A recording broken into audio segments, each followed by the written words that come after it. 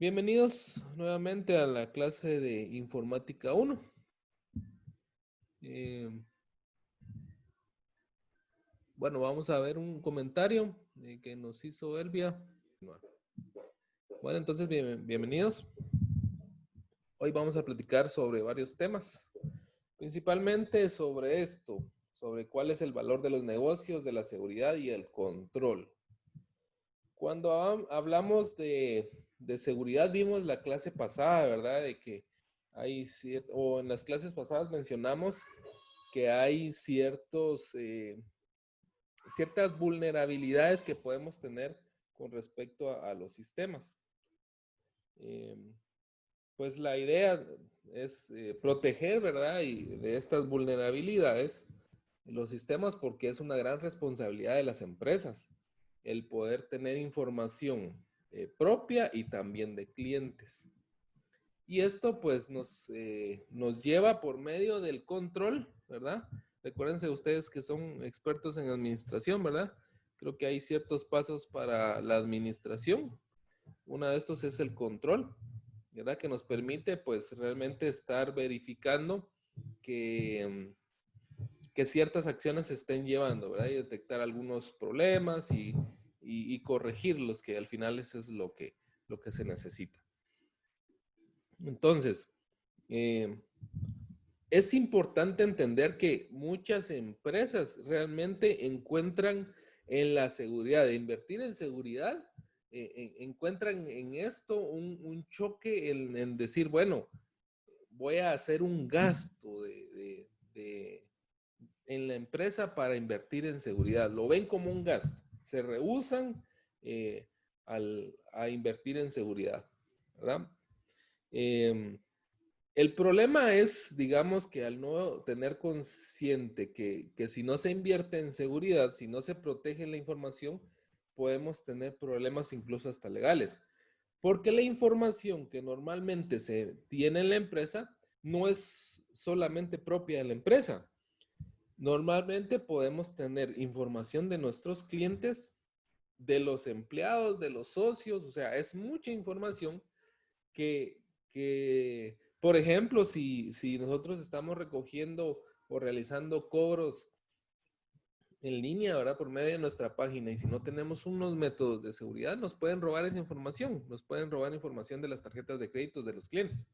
Y ese es un problema grave, ¿verdad?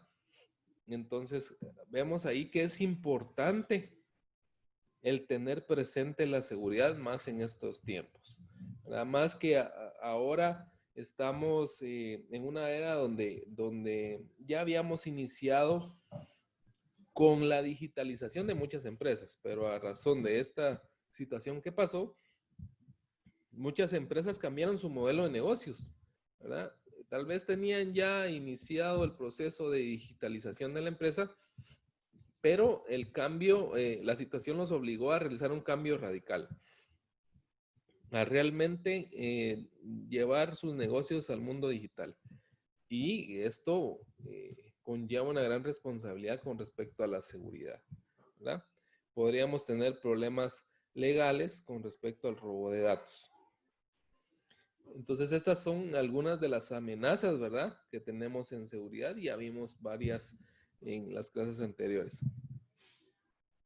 Fíjense que muchas empresas también están o nos estamos, digamos, el gobierno ya está regulando todas estas acciones de las empresas con respecto a la digitalización.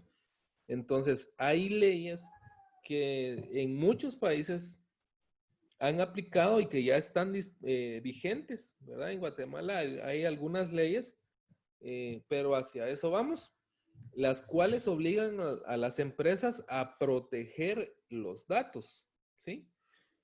Obligan a las empresas a qué tipo de información deben de resguardar de sus clientes, cómo deberían de almacenar esta información para que sea segura, ¿sí? Y cómo la deben de proteger, cómo llegar al punto de que una empresa tiene información de un cliente, pero que aún así se respete la privacidad del cliente. Y esto ya es muy regulado en muchos países, principalmente en Estados Unidos, pues han habido hasta problemas, digamos, legales o grandes juicios o audiencias donde involucran a empresas muy grandes como Facebook, ¿sí? Donde pues se supone, ¿verdad?, que estaban tratando la manera de proteger la privacidad de los clientes, ¿verdad? Les comento que hace un par de años, pues Facebook se vio involucrado, digamos, en este tipo de problema o escándalo, donde, pues al final, creo que descubrieron, no estoy 100% seguro, pero otras empresas utilizaban los datos de Facebook, ¿verdad? O Facebook estaba vendiendo ciertos datos para obtener información de los clientes y así poder persuadir, ¿verdad? O seleccionar el tipo de cliente para poder vender sus productos. Incluso creo que también hubo algo ahí con las elecciones de Estados Unidos. Entonces, esto, digo, como vemos, ya está regulado, ¿verdad? Entonces, no es cualquier cosa y sí tenemos que tener presente estas regulaciones legales. ¿Dudas hasta el momento?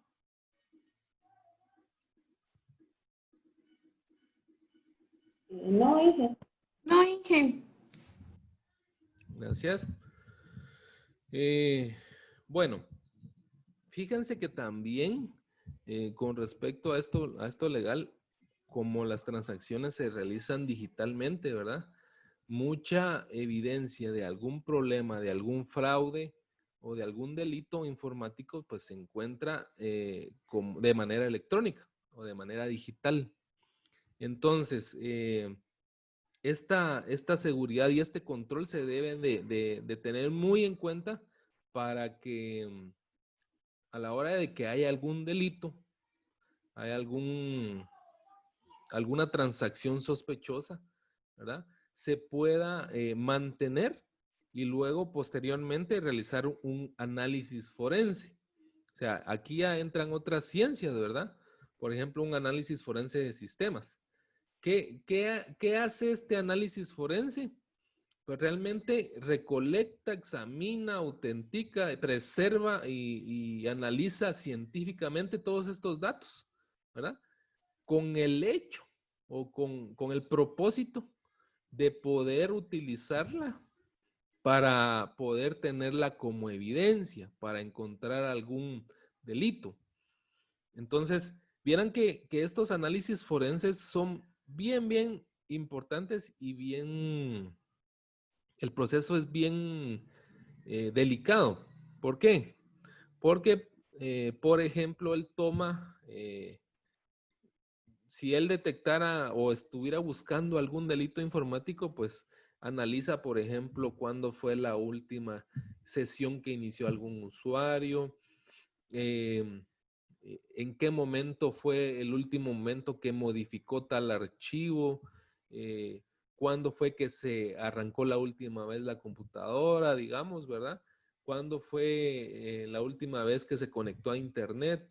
Son ejemplos tal vez sencillos y que pueden alterar la evidencia. Incluso se puede alterar si el mismo fiscal que está realizando el análisis forense no lo realiza de manera correcta. Porque como se está buscando evidencia y se podría decir, por ejemplo, vamos a tratar de manera de poner un ejemplo. Si alguien cometió un delito, ¿verdad?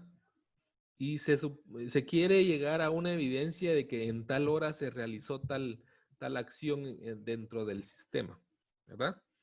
Entonces alguien podría decir, mire, pero yo no utilicé la computadora en tal fecha, ¿verdad? Entonces, a partir de esa fecha yo no utilicé la computadora. Entonces el fiscal puede verificar si realmente hubo un inicio de sesión, si realmente se encendió la computadora, ¿verdad? Pero con programas especiales. Porque si él viene, enciende la computadora y solo empieza a hurgar, ahí está modificando el inicio de sesión del día en que él está revisando. Entonces, ahí ya se modificó la evidencia.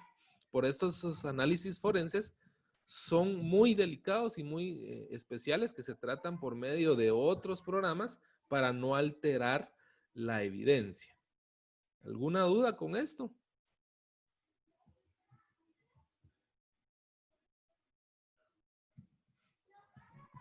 No, Inge. Gracias. Cuando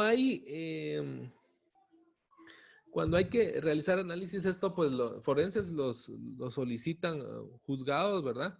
Y no solamente los equipos informáticos se usan, también se analizan cuentas de correo, redes sociales, llamadas telefónicas. Entonces, no sé si ustedes sabían, pero por ejemplo, todas las llamadas telefónicas que nosotros realizamos quedan grabadas, ¿verdad? Esas las empresas telefónicas pues tienen la obligación de grabar todas las llamadas. Entonces, esto sirve con el hecho de encontrar evidencia, ¿verdad? Y como las llamadas pues normalmente son llamadas digitales, podríamos decirle, ¿verdad? O guardadas en medios digitales, pues pueden ser solicitadas por algún juzgado, si así fuera el caso, ¿verdad? Igual, ahí, digamos, secciones especiales de la policía o del Ministerio Público que tienen acceso o pueden realizar el acceso a cuentas de usuario de Facebook, de Instagram, ¿verdad? Con el motivo de ingresar y poder recopilar evidencia. Entonces, toda la evidencia, todo lo digital deja un rastro. Incluso si por ejemplo, uno normalmente toma fotografías, las elimina, ¿verdad? Entonces, estas fotografías eliminadas pueden ser recuperadas. Pueden ser recuperadas por medio de programas especiales y procesos especiales, ¿verdad? Los discos duros, ¿verdad? Uno dice, bueno, voy a eliminar el archivo y se borró. Aparentemente se borró, pero pueden ser recuperados de los medios electrónicos con el fin de poderlos tener como evidencias para algún caso. Sí pueden ser recuperados. ¿De qué se encarga el análisis forense? De recuperar datos de las computadoras, preservar al mismo tiempo la integridad evidencial, lo que les mencionaba, ¿verdad? Voy a recuperar la información, pero sin alterar la evidencia, ¿verdad? Yo puedo abrir el archivo de Word, pero sin modificar cuándo fue la última vez que se abrió, para poder tenerlo como evidencia. Eso solo lo realizan los fiscales, ¿verdad? Almacenar y manejar con seguridad los datos electrónicos recuperados, encontrar información importante en un gran volumen de datos electrónicos y presentar la información a un juzgado. De eso se trata el análisis forense de sistemas. ¿Dudas?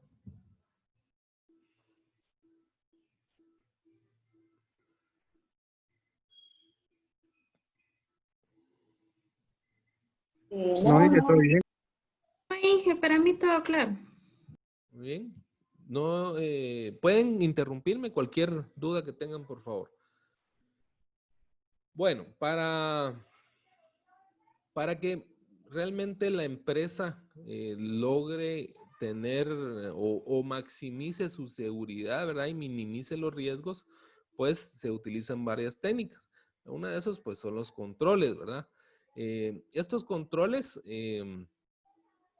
pues, lo que hacen es gobiernan el diseño y la seguridad y el uso de los programas de las computadoras, ¿sí? Al final, pues, se crean también políticas de seguridad, ¿verdad? Vamos a ver de qué se trata esto. Además de la seguridad de los archivos de los datos, a lo largo de toda la infraestructura de la tecnología y la información de la organización. ¿Qué significa? Que se mantiene un control, ¿verdad? Con el hecho de que, primero, que los datos estén almacenados de manera segura, ¿sí? Y si normalmente esta información se mantiene en tránsito, ¿verdad? Entre diferentes departamentos, el hecho de enviar información y recibir y que se mantenga en ese tránsito, también los controles se dirigen hacia eso, ¿verdad? Si realmente la información cuando viaja está segura o no, ¿sí? Entonces, Los controles, pues, se asignan a todas las aplicaciones computarizadas y consisten en una combinación de hardware, software y procedimientos manuales que crean un entorno de control en general, ¿sí? Entonces, se utilizan equipos, ¿verdad? Hardware, se utilizan equipos para mantener estos controles. Se utilizan programas para mantener esos controles, ¿verdad? Y procedimientos también que realizan los usuarios, ¿verdad? Entonces, por ejemplo, y esto va amarrado también por medio de las políticas de seguridad, porque las políticas me dictan, ¿verdad? El uso, por ejemplo, de un equipo informático de la empresa, ¿verdad? Me puede decir una política, el uso de este equipo es exclusivo para trabajo. Entonces, yo no puedo estar jugando en una computadora, ¿verdad? Una política podría ser, no se autoriza la instalación de programas en este equipo, salvo el departamento de informática lo autorice, ¿verdad? Entonces yo no debería estar instalando Spotify, ni WhatsApp, ni otras aplicaciones, ¿verdad? Ni Angus, ¿qué? Go creo que es la nueva. Ni todas estas aplicaciones, ¿verdad? No debería si la política me lo dice, ¿verdad?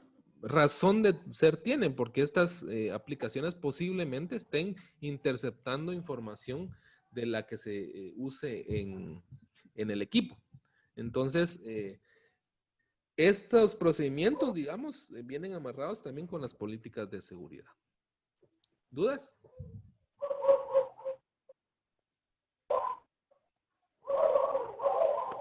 Bueno. ¿Qué tipos de controles tenemos? Controles de software, ¿verdad? Estos programas, digamos, están pendientes de todos los programas o todos los sistemas que están involucrados en la empresa, ¿sí? Normalmente lo que hacen es evitar que usuarios no autorizados ingresen a los sistemas, ¿sí? Y que ingresen a los programas que normalmente utilizan las empresas. También hay controles de hardware, ¿sí? Que aseguran, digamos, que los equipos también no estén teniendo las vulnerabilidades. Por ejemplo, el firewall, hay firewall de software, hay firewall de hardware, ¿verdad? Entonces estos equipos lo que hacen es realmente verificar que no hayan vulnerabilidades y también hacer previsiones para respaldos o para una operación continuada, de modo que puedan mantener un servicio constante. ¿Qué significa? Que yo puedo tener mi disco duro de respaldo, ¿verdad? En el cual yo esté guardando la información, ¿verdad? Puedo tener, por ejemplo, dentro de los controles, podría tener yo una planta eléctrica. Pero ¿y esto qué tiene que ver con las computadoras? Si en la empresa yo tengo mi servidor y el servidor yo necesito que esté activo el 98% del tiempo en línea, ¿verdad? ¿Y qué pasaría cuando se vaya la luz? ¿Verdad? Se va una hora, se va un día, así como pasa aquí en Baja Verapaz, ¿verdad? A veces desde las 8 de la mañana a las 4 de la tarde quitan la luz. Imagínense para una empresa que vende en línea, ¿verdad? ¿Cuánto está perdiendo? Entonces, estos controles verifican también que ciertos elementos de hardware ayuden a la continuidad del negocio. También hay controles de operaciones de computadora, ¿verdad? Supervisan el trabajo del departamento de computadoras para asegurar que los procedimientos programados se apliquen de manera consistente y correcta al almacenamiento y procesamiento de los datos. Implican controles sobre el establecimiento de trabajos, de procesamiento de computadora y procedimiento de respaldos. Recuperación y para el procesamiento que termina en forma anormal. Como les mencionaba, esto también tiene que ver lo que les mencionaba de que mantenga la continuidad del negocio, ¿verdad? Que realmente los equipos, ¿verdad? Estén funcionando, ¿verdad?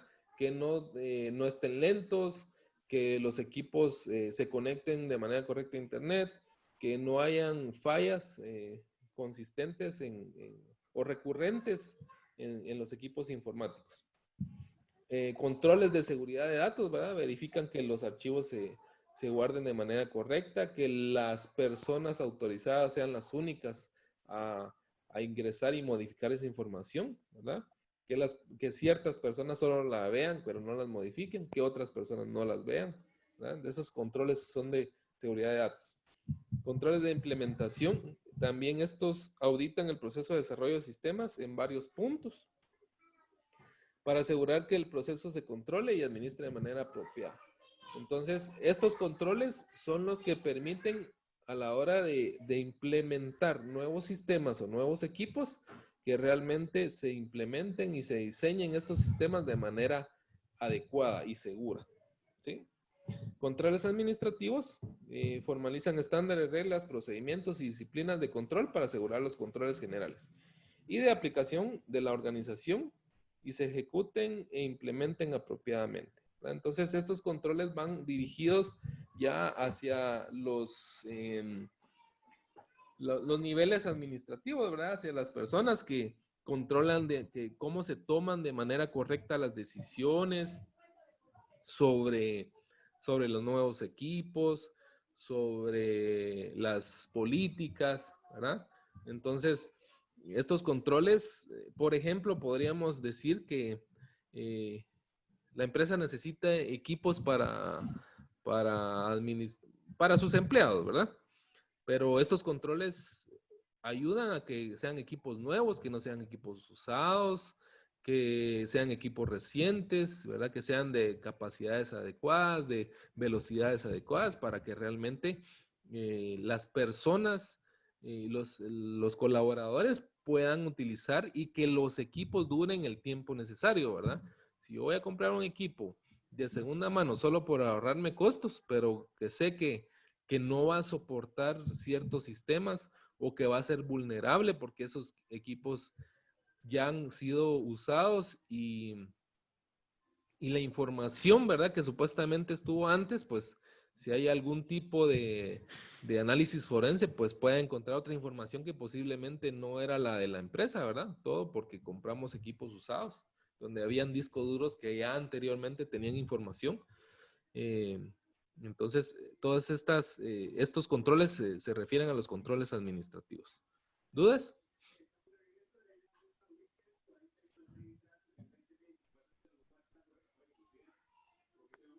No, Inge. Fíjense que para poder implementar estos controles y aumentar la seguridad, hay ciertas estándares, ¿verdad? Uno de esos, o ciertos normas, ¿sí?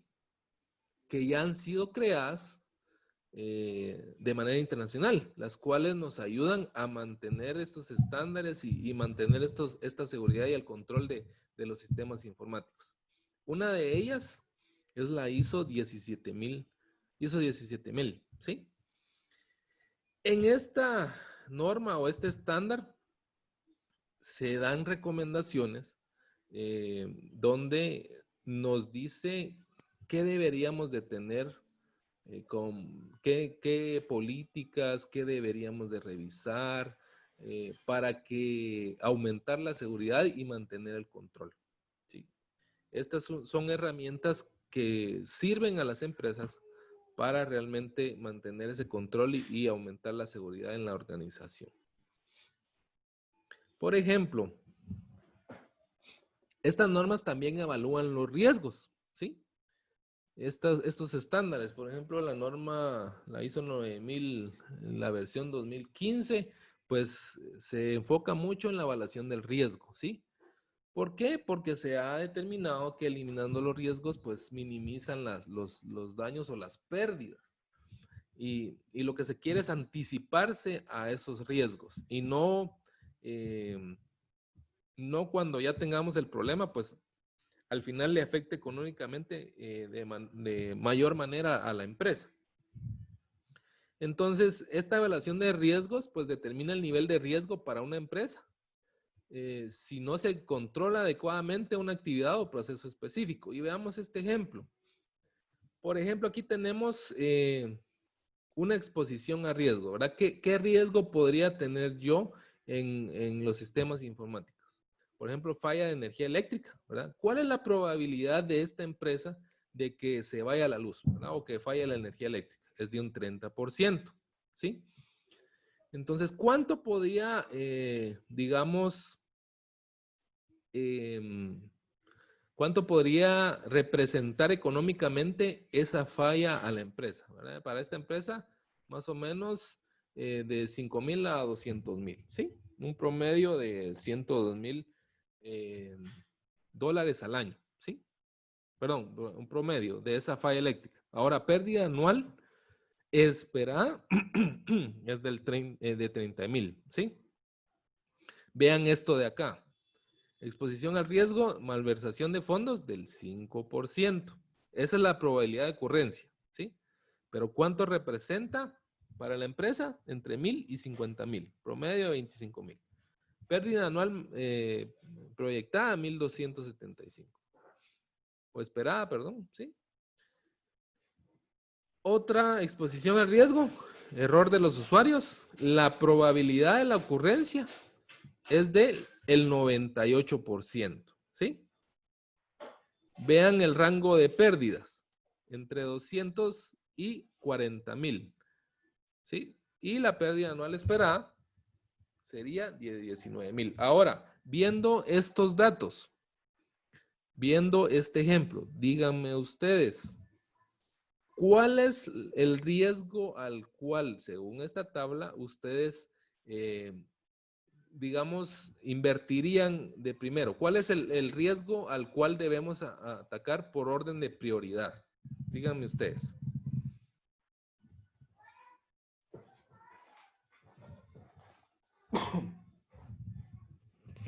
El de usuarios. ¿El de usuarios? ¿Cuál es la, digamos, se me fue la palabra? ¿Cuál es el criterio que usted está utilizando para seleccionar como en primer lugar, digamos, el atacar ese error de usuarios? La probabilidad. Probabilidad de ocurrencia. ¿Los demás compañeros qué opinan?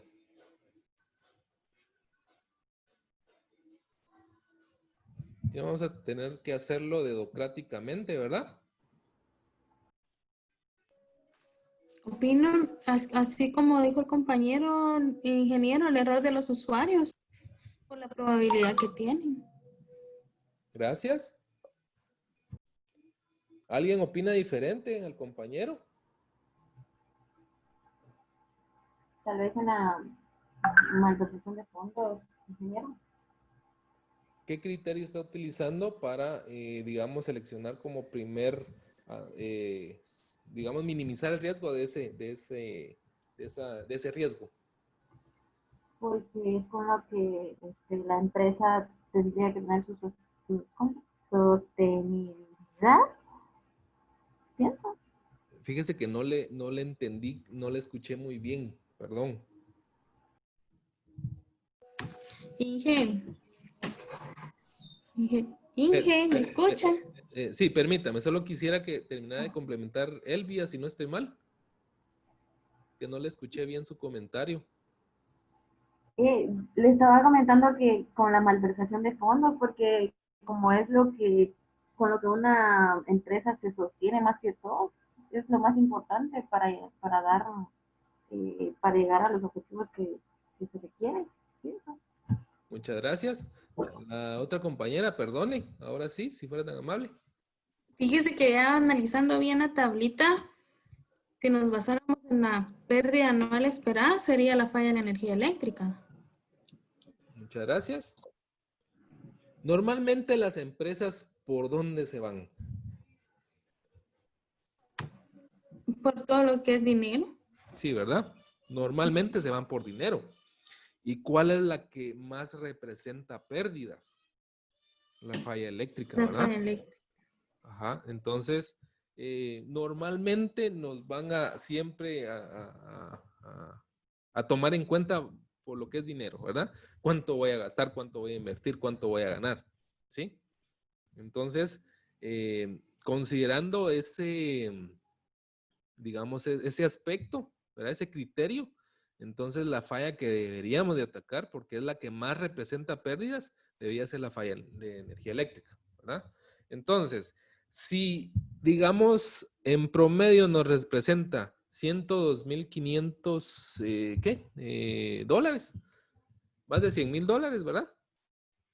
Entonces, podría, digamos, investigar cuánto me cuesta a mí invertir en una, digamos, planta eléctrica para la empresa, ¿sí? Si a mí me representa unos 50,000, digamos, dólares invertir en una planta eléctrica, estoy minimizando el riesgo, estoy minimizando, digamos, el promedio anual. Incluso hasta podría llegar a eliminarlo, ¿verdad? ¿Verdad?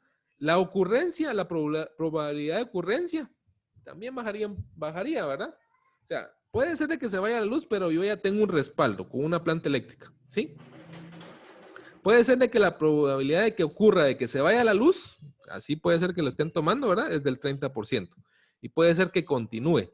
Pero como ya tengo planta eléctrica, yo voy a minimizar las pérdidas, ¿sí? Entonces, siempre o la mayoría de las veces, pues, el criterio es ver lo económico. ¿Alguna duda?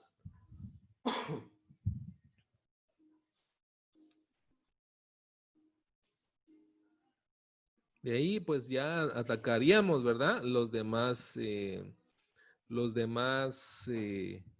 riesgos, ¿verdad? ¿Verdad? De malversación de fondos, aunque es la ocurrencia 5%, sí representa pues un promedio también alto, ¿verdad? En segundo lugar. Y el error de los usuarios, hay mucha ocurrencia. Representa lo mínimo, pero también hay que atacarlo, ¿verdad? Para eso, ¿cómo minimizamos el riesgo de error de usuarios? Pues capacitaciones, ¿verdad? Capacitaciones en el uso de los sistemas, capacitaciones en programas que normalmente se utilicen, ¿verdad? Y básicamente ahí es donde se ataca ese riesgo. ¿Dudas? No, ingeniero, ahí estamos claros, gracias. Gracias. Política de seguridad. Pues son enunciados que clasifican los riesgos de seguridad, identifican los objetivos de seguridad aceptables y determinan los mecanismos para alcanzar estos objetivos. Estas políticas se realizan en base a al gobierno de la empresa, le llaman también, a la gobernanza, que significa que las empresas crean sus reglas, ¿verdad? Sus políticas, las cuales ayudan, entre otras cosas, a brindar seguridad, no solo a los sistemas, sino también a toda la empresa. Quienes han tenido la oportunidad de trabajar con empresas grandes, si hablamos en el caso de informática, pues han tal vez notado que si les proporcionan un equipo como una computadora, posiblemente les brinden una tarjeta de responsabilidad. Posiblemente el equipo también venga con ciertas restricciones de usuario, donde no les permita instalar algún programa, donde no les permita, por ejemplo, también usar una memoria USB, donde no les permita utilizar el internet o solo les permita ingresar a ciertas páginas como el de la empresa o como el del sistema, ¿sí? O al correo electrónico, ¿verdad? Hablemos en el caso de los bancos, ¿verdad? En el caso de los bancos, la mayoría de bancos pues tienen sus políticas de seguridad con respecto a sistemas donde, por ejemplo, los equipos de los receptores no permiten ingresar una memoria USB, ¿verdad? Pueden ingresar la memoria, pero no se la reconoce, ¿sí? Son políticas de seguridad porque no sabemos si, o se prevé, ¿verdad? De que estos usuarios o este empleado no tenga los privilegios de poder ingresar una memoria USB. Perdón, si su trabajo es ingresar nada más los depósitos, retiros, ¿verdad? Y algunas otras transacciones. Entonces no debería de estar utilizando memorias USB. Es que quiero escuchar música. Mucho menos, o sea, no está permitido porque el hecho de ingresar una memoria USB implica un punto ciego de seguridad, donde la memoria puede estar infectada, ¿sí? O donde el receptor puede estar robando información, tomándole capturas a los depósitos, a qué cliente va o a qué empresa para extorsionar, posiblemente, ¿verdad? Entonces, a eso se refieren las políticas, ¿verdad? Dan los enunciados y dan esta gobernanza de decir, y la autoridad de decir, hasta aquí llega usted, hasta aquí tiene permitido, esto puede ser, esto no puede ser, ¿verdad? ¿Dudas?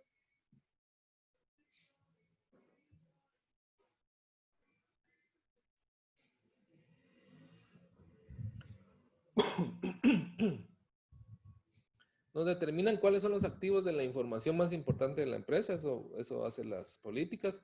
También generan y controlan esa información de la empresa, cuáles son las políticas de seguridad que se implementan para proteger esta información, qué nivel de riesgo está dispuesto la gerencia a aceptar para cada uno de estos activos, ¿verdad? Si por ejemplo necesito yo tener un centro de datos, ¿verdad?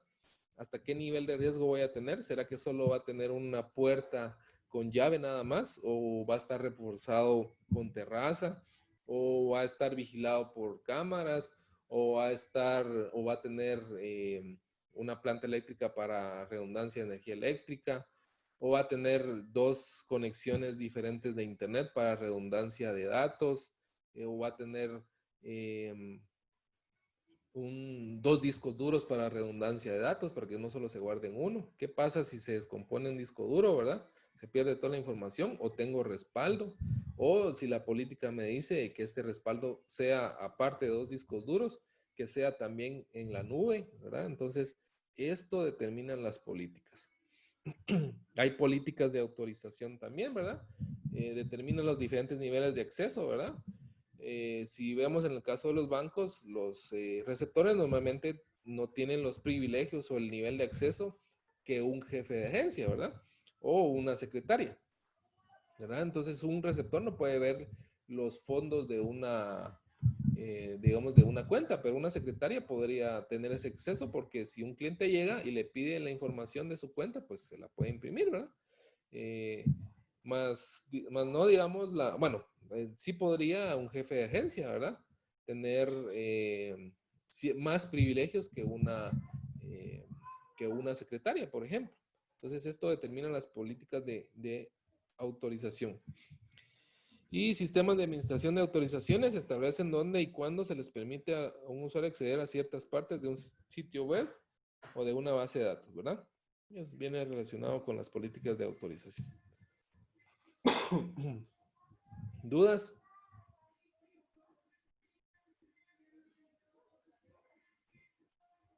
Bien, Lick, ahí estamos con eso. Gracias.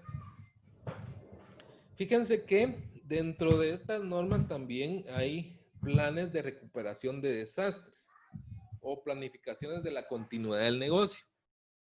¿Qué significa esto?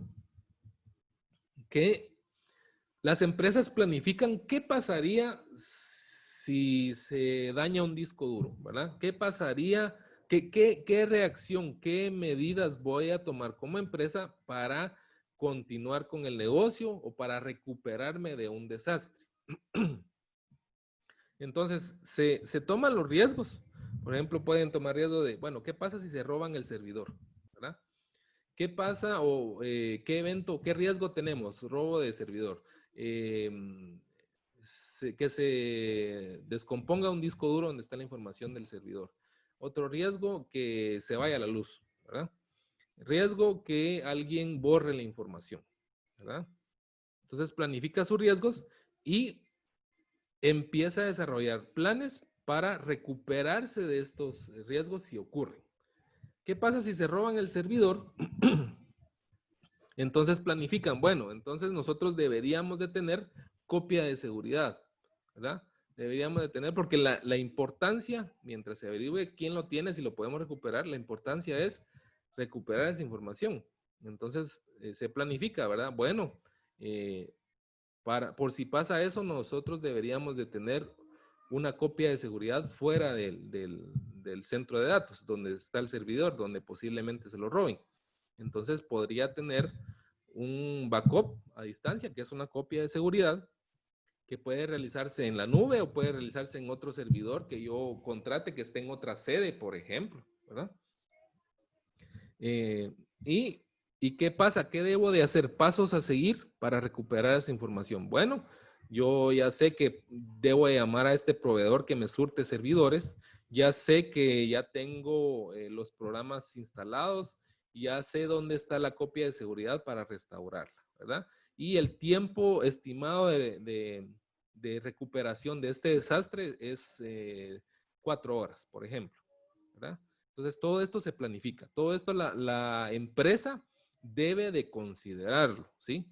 Porque el no planificar la recuperación de un desastre implica mucho costo para la empresa, ¿sí?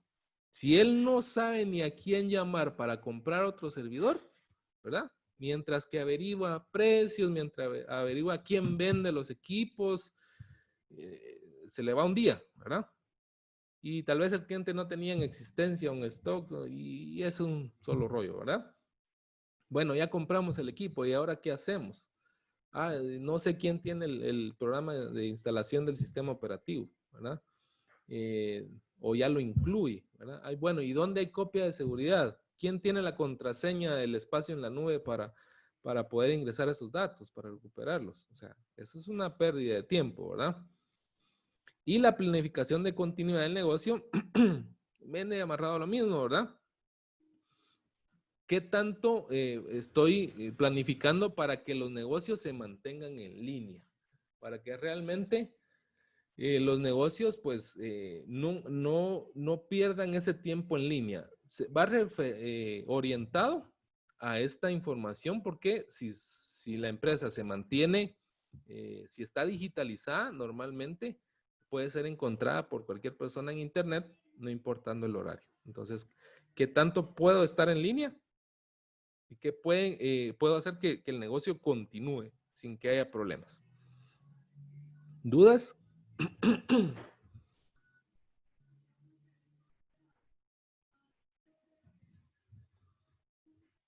No, No, ingeniero. no. Ángel. Gracias. Bueno, entonces, ¿cómo realmente la empresa sabe que la seguridad y los controles de los sistemas de información son efectivos? ¿Quién se encarga de realizar, digamos, de saber o de informarnos si realmente lo que estamos haciendo está bien o no? Pues lo realiza esa es la función de la auditoría, ¿sí? Realmente revisar, digamos, cómo está preparada la empresa, qué vulnerabilidades tiene, ¿sí? Se hace una auditoría de sistemas de información, ¿sí? La cual, pues, una de las funciones, pues, es realmente ver el flujo de la información dentro de los sistemas, cómo son tratados, si la información no sufre algún cambio, si es íntegra la información, si no es modificada, si no se pierde, ¿verdad? Entonces, si está segura también, ¿verdad? Entonces, todo esto lo realiza la auditoría. Y la calidad de los datos también revisa, ¿verdad? ¿Qué significa? De que realmente si está realizando alguna operación con los datos, la operación sea o el resultado sea correcto, ¿sí? A esto se refiere. Y ve la auditoría de sistemas.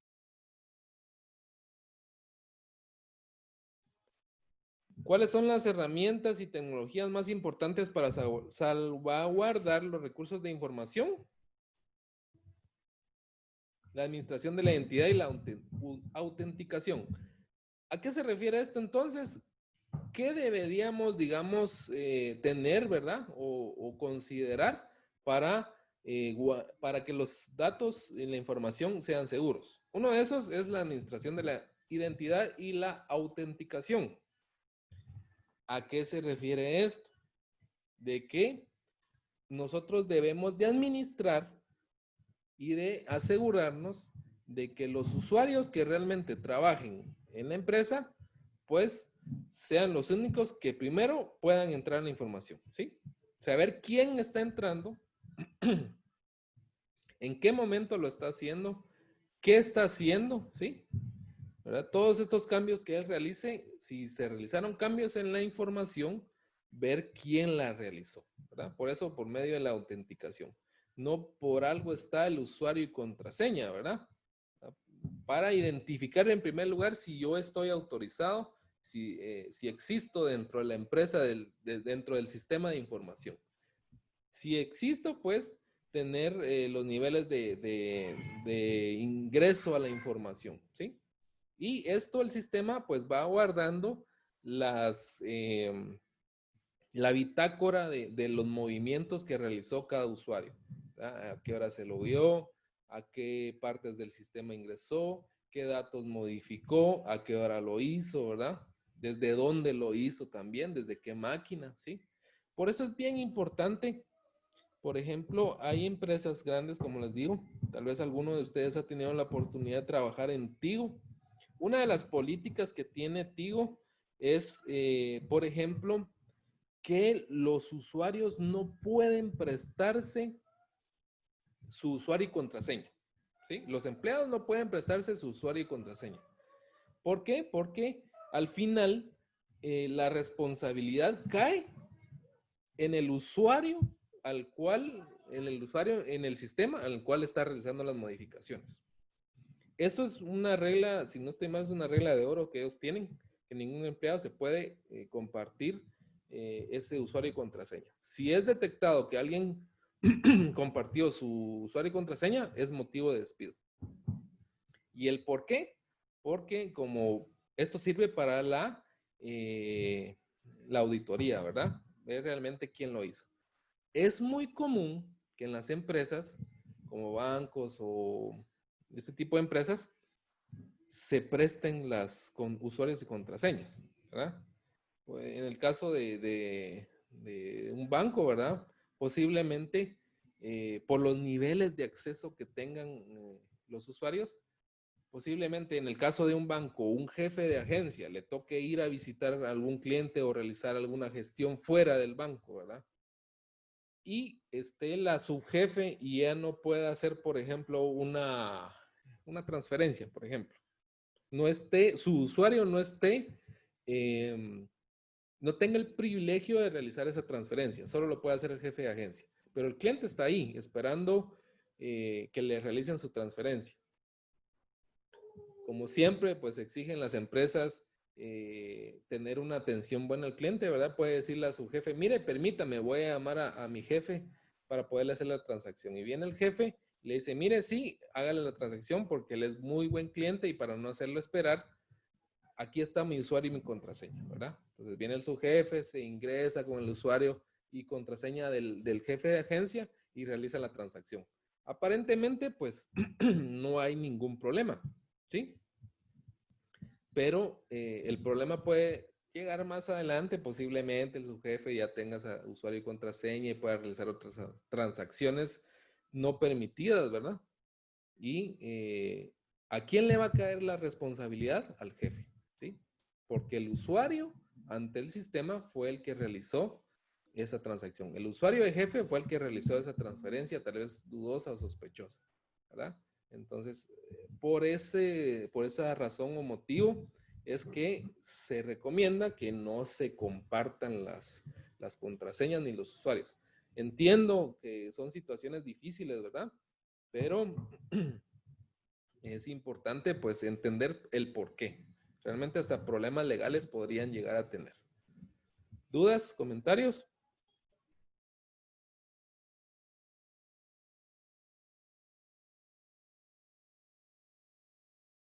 Ahí estamos, Inge, gracias.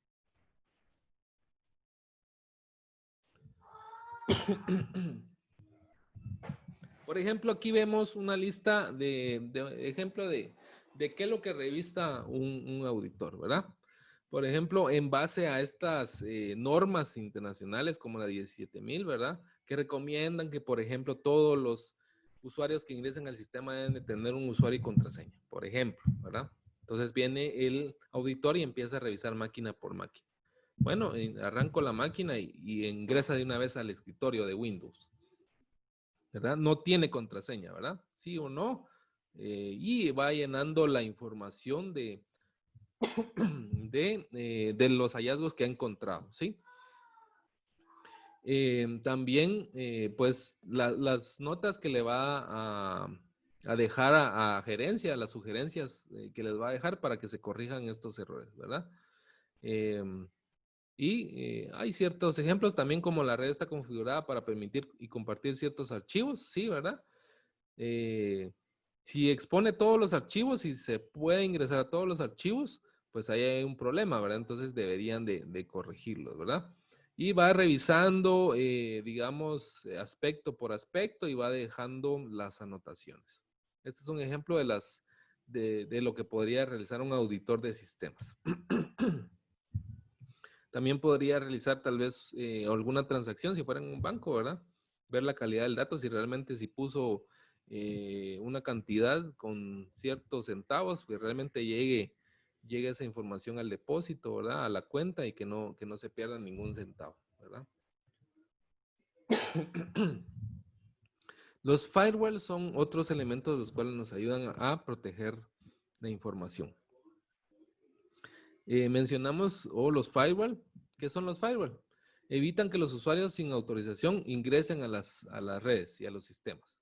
Aquí vemos una imagen donde, por ejemplo, normalmente los firewall se ponen de entradita, digamos, en la conexión de internet, ¿verdad? Nosotros, como empresas, nosotros solicitamos un servicio de internet, ¿verdad? Y nos dejan un aparato como un router, un switch, ¿verdad? Un aparato, y de aquí se conecta, si fuera físico el firewall, ¿verdad? Todas las conexiones que van hacia el firewall, que entran y salen, hacia la empresa, se coloca el firewall. Este controla las entradas y salidas. Entonces, ¿qué hace el firewall? Si alguien quiere entrar por medio de internet, lo que hace es decir, bueno, ¿usted está autorizado a ingresar? ¿Sí o no? ¿Verdad? ¿Lo deja pasar o no? ¿Verdad? Y como hay diferentes puertos, se llama puertas, ¿verdad? Lo que hace es controlar cada una de estas puertas si tiene la posibilidad de entrar o no. Podríamos poner una analogía que el firewall es como un guardia de seguridad que está en la entrada de la disco, ¿verdad? Alguien contrató un servicio de disco porque hay una fiesta privada y le dice al guardia de seguridad, mire, le dejo listado de personas a las cuales puede dejar entrar, ¿sí? O las personas que le presenten la invitación, ¿verdad? Por ejemplo. Entonces, él tiene este listado y dice, permítanme un momentito, jóvenes, permítanme. Pues les comentaba que está el guardia de seguridad en la entrada de la disco, ¿verdad? Y él empieza a controlar y ver quién está autorizado para ingresar, ¿verdad? También hay otras aplicaciones que incluyen el firewall, como una de las aplicaciones que vamos a ver más adelante, se me fue el nombre ahorita, que también controlan las salidas. Pero hay firewall que tienen integrados estas funciones, ¿verdad? En el caso del guardia de seguridad, ¿verdad? Puede estar controlando que no se lleven las mesas, que no se lleven el licor, que no se lleven la comida, ¿verdad? O no sé, algo ahí. Entonces, eso verifica y esa función tiene el firewall. ¿Dudas con esto?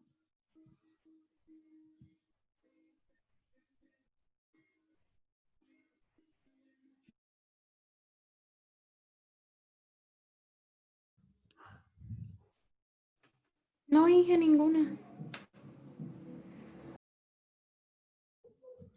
Muy bien. Tenemos otro programa que es el sistema de detección de intrusos, es el que les comentaba, ¿verdad? Él también controla, es una especie también de firewall, ¿verdad? Él controla ya quién está dentro del sistema. Por ejemplo, controla movimientos sospechosos, ¿verdad? Y estos movimientos sospechosos, pues, puede generar alguna alarma de que se está pasando algo adentro, ¿sí?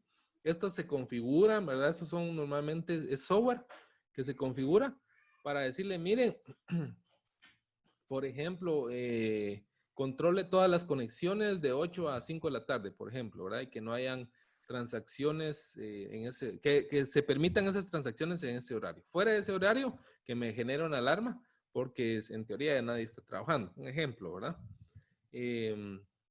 Genera, por ejemplo, si hay demasiado tránsito de red, si mira que hay alguna máquina que esté enviando información, que esté transmitiendo información por medio de la red, no controla qué está pasando, qué está enviando esa información, pero sí controla el flujo de esta información. Si ve que hay mucho flujo de información de algún equipo, pues genera una alarma, ¿verdad?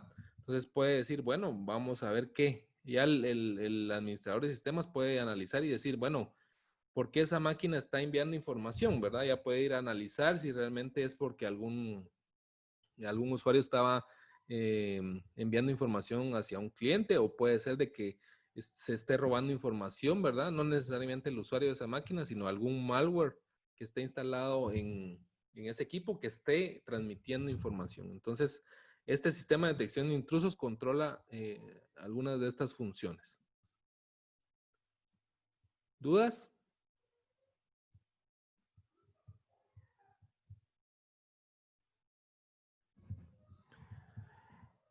Otros de los elementos que nos pueden ayudar, pues es los antivirus, ¿verdad? Anti-spyware.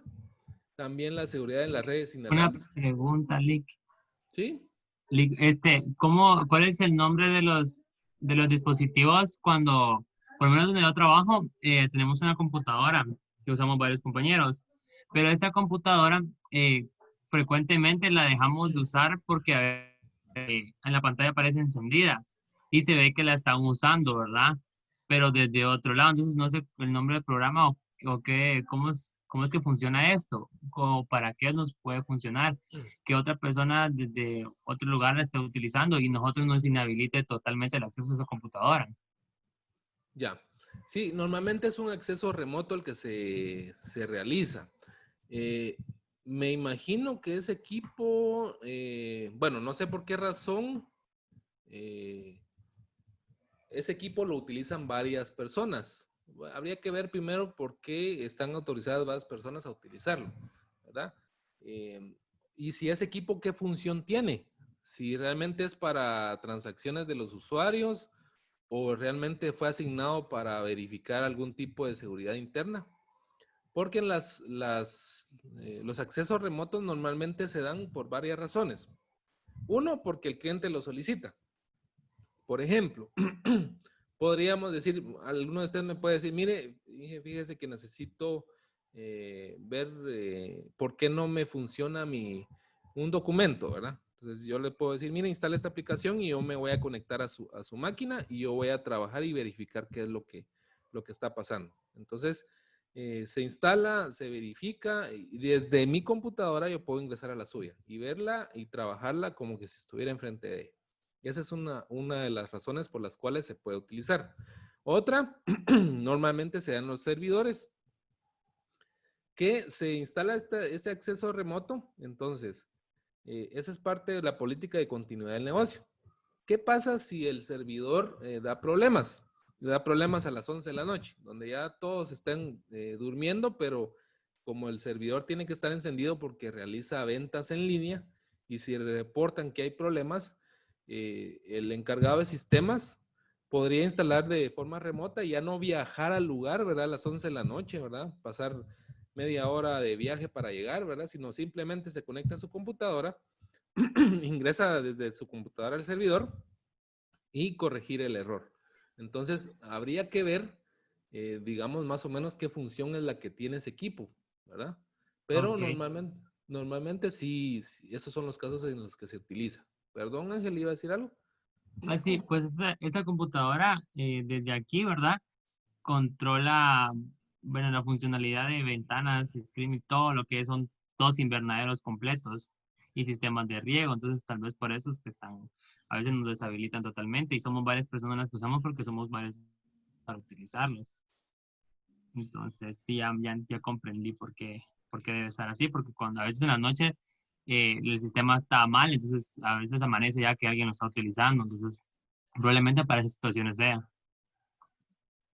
Muchas gracias. Sí, como le digo, es para evitar el viaje, ¿verdad? Me imagino que la persona que la está utilizando, pues ha de tener ciertos conocimientos que no necesariamente los tienen los demás colaboradores, pero porque así son los puestos, ¿verdad?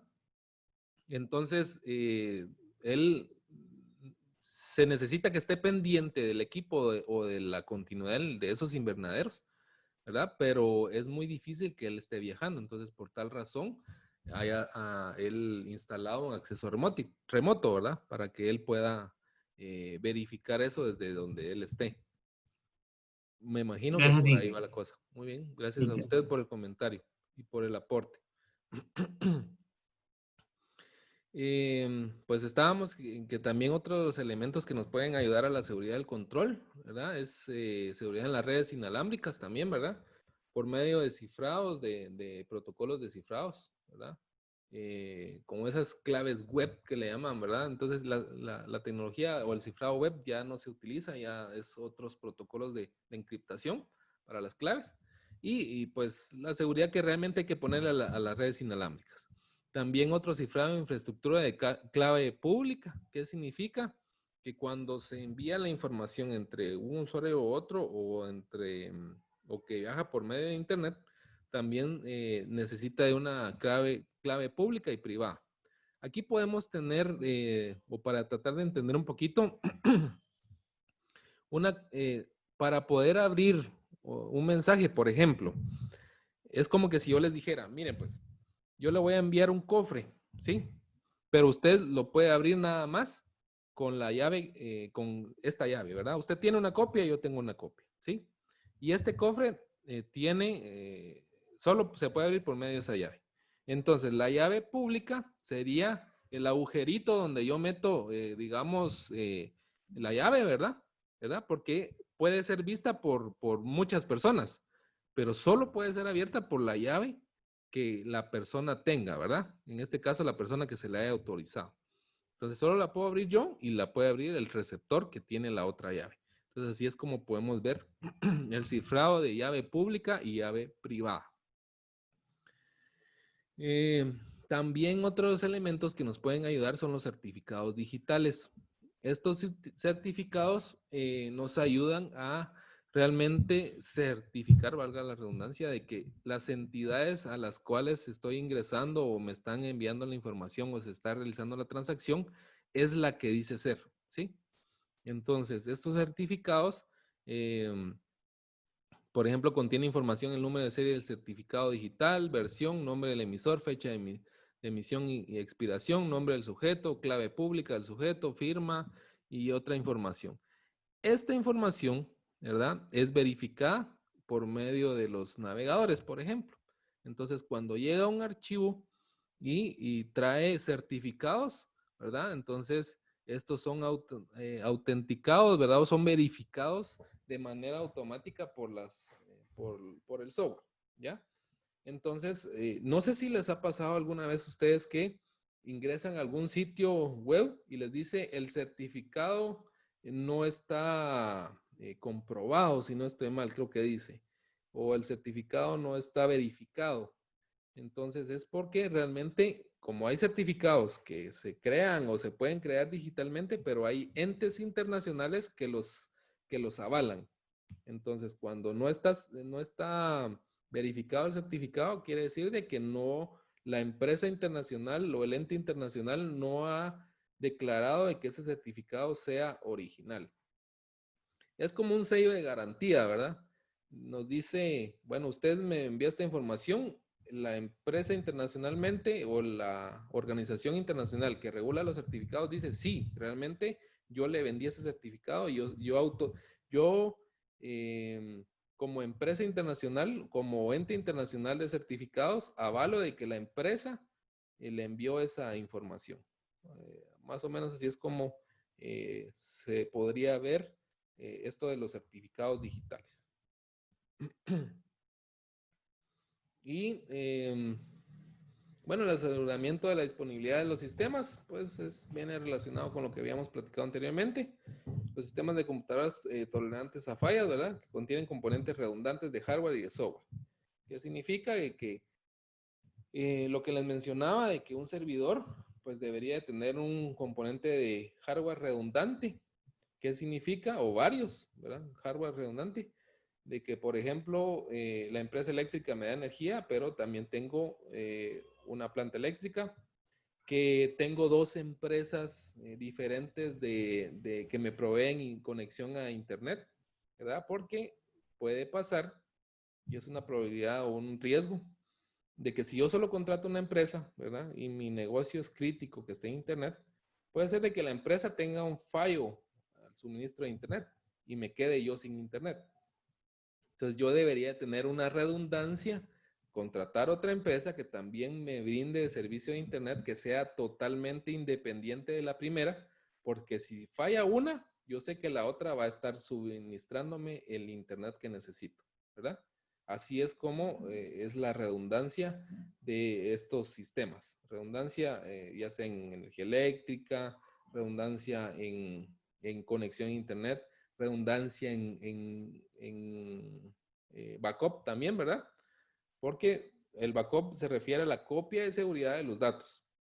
Yo puedo tener dos discos duros dentro del servidor, ¿verdad? Pero si se roban el servidor, se llevaron toda la información, ¿verdad? Pero la redundancia va a que puedo tener dos discos duros, pero además puedo tener un espacio contratado en la nube. Entonces, a cada hora o a cada final del día va a realizar una copia de seguridad en la nube. Entonces, no importa de todas maneras que se descompongan, se quemen o se roben el servidor.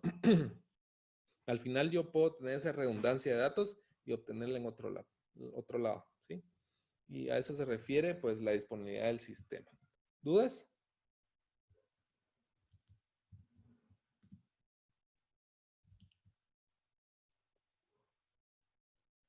No, ingeniero.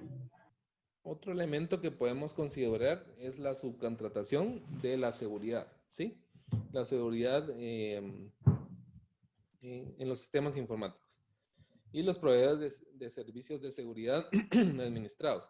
¿Qué se refiere a esto? De que hay empresas que realmente se dedican a brindar seguridad a los sistemas. Por ejemplo, estaba viendo que hace un par de años, o un año para acá, ya empresas como Tigo, como Claro, ya tienen secciones que se dedican exclusivamente a la seguridad.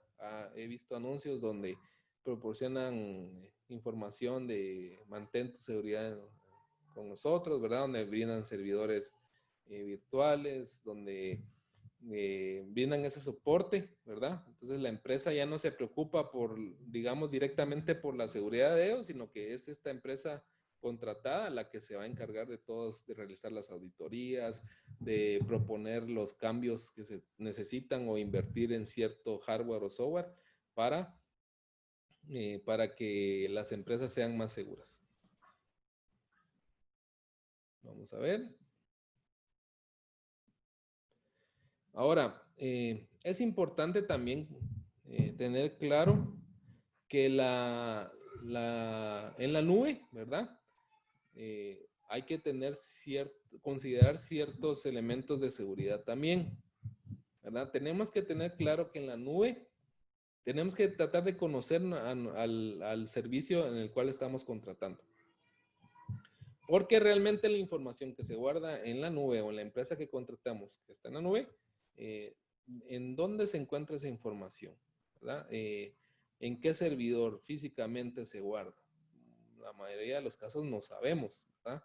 ¿Qué pasaría si está en un país, por ejemplo, ¿verdad? O está en una casa, digamos que nosotros confiamos en un proveedor de servicio de la nube, ¿verdad? Que nos pinta bonito una página de internet muy bonita, pero realmente está en un servidor en una casa donde no hay seguridad física, no hay seguridad de software ni de hardware. Entonces, sí debemos de conocer y ver las garantías que nos dan estas empresas en la nube. Para poder estar seguros de que nuestros datos están resguardados de manera correcta, ¿verdad? Porque no sabemos ni quién está entrando también a esa información. Porque las empresas que se dedican a brindar servicios en la nube, pues tienen sus empleados, ¿verdad? ¿Y qué políticas tienen ellos para el acceso a esa información de los empleados a nuestra información? Entonces es importante ver bien las letras chiquitas de los contratos, ¿verdad? También hay que considerar la seguridad en las plataformas móviles, ¿sí?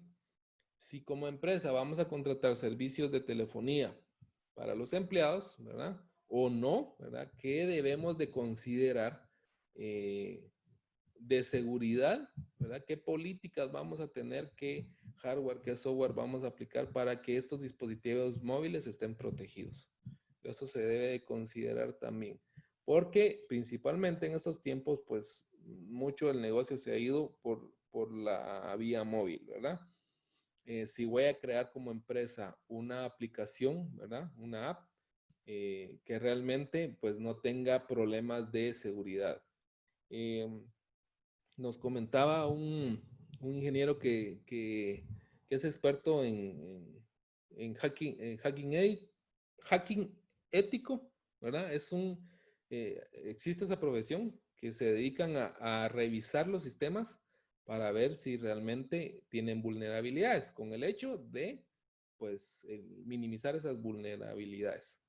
Entonces nos comentaba de que muchas de las aplicaciones creadas para las empresas y que son descargadas del App Store o del Play Store, muchas tienen problemas de seguridad, tienen vacíos de seguridad. Entonces sí debemos de considerar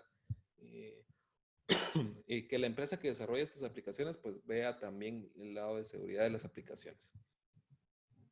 Y también debemos de considerar que el software desarrollado en la empresa, ¿verdad? O para la empresa también sea de calidad, ¿sí? Para eso también se hacen análisis de auditorías con el fin de determinar si la calidad del software es de manera, de un estándar considerable. Ahora, para eso se utilizan ciertas métricas, ¿verdad? Que unos especies de checklist que van diciendo, bueno, sí, el software de fácil instalación, es ergonómico, ¿verdad? Si es fácil o entendible por los usuarios, si maneja la información de manera adecuada, si tiene los niveles de seguridad, ¿verdad? Si los datos, las transacciones son correctas. Entonces, todo esto también se asegura la calidad del software, ¿sí? Y bueno, eso lo realiza también, puede realizar un auditor, ¿verdad? O lo puede contratar la empresa a una empresa especializada para que realmente vea la calidad del software, con el objetivo de siempre ir mejorándolo, ¿verdad? Asegurarse de la calidad. Siempre hay algo que mejorar. ¿Dudas hasta el momento?